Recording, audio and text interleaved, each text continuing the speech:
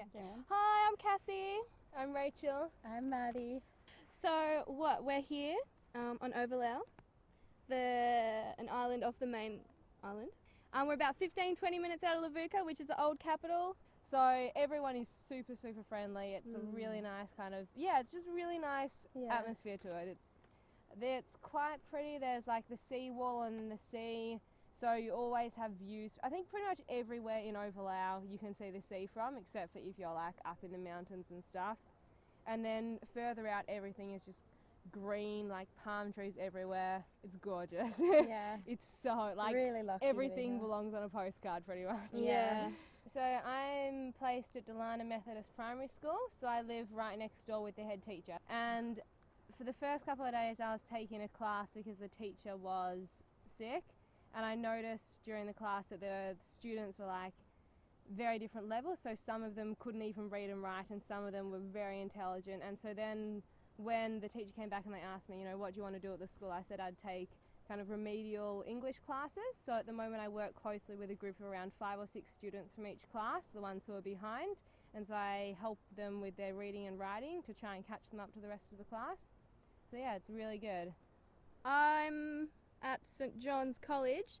I don't actually live in a village. I live in a place called Thawadi, and it's like just like the school community. So all our teachers, students, we have boarders, everyone basically lives there. If you work or you go to the school, you live at the school. So I live in the convent with the nuns, and so there's a matron and she takes care of the boarder girls. In school, I'm stationed in the library, so I accession books and things in my spare time. I have 2 maths classes, 3 English classes, and a music and an arts and craft. There's at least 30 in all of my classes, but it's amazing. It's just so good. The teaching, it's just, I don't know, you just get really close with the kids. I'd only been teaching them for, even just in the first few weeks, I just got to know them and I knew who worked best with who. But no, absolutely love it. I'm in Toki, which is a village maybe 10 minutes by carrier out of Levuka town. I'm on the school compound, which is like in the middle of the village, so there's village either side of me.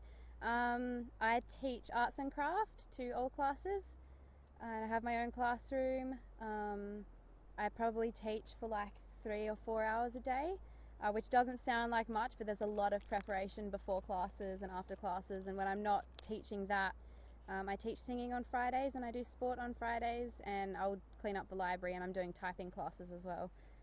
But yeah, you got to find your own jobs to do. Basically, when you get to your school, you've got to see what you think they need. If you think the library needs cleaning, then clean the library. Ask them if they think some students need help with English, and then help the students with English. You have to ask, because they're not going to ask you, basically. You get really close with, as long as you go out and be proactive, you can get really close with the people in the village as well. My village is like my second home. I'm happy to walk through, say hi to everyone, stop for tea, then walk a little further and stop for tea again. I have grog maybe 4 or 5 nights a week. You don't have to have grog, it's not like mandatory, but I have it because I like catching up with new people, meeting new people from other villages. You just love grog. I just love grog. But yeah, you get to meet people from, like, I know heaps of people from Witakalu and Waitovu and Vuma, the villages either side of me, and yeah, so it's good. Yeah, I think when you get to your placement, I think beforehand, do some preparation when you're on orientation week. Decide what kind of person you want to be, like how outgoing you want to be when you get to your placement, because if you start off by being really shy and reserved, it's going to be hard to change that. They're all going to think you want your space, they're going to leave you to yourself. Yeah. If you want to be outgoing and really get into it, then start from the beginning. Let them know you want to help out, you want to do the dishes, you want to go with them to school in the morning, go with them to town when they go shopping, everything they do basically, you want to do it with them.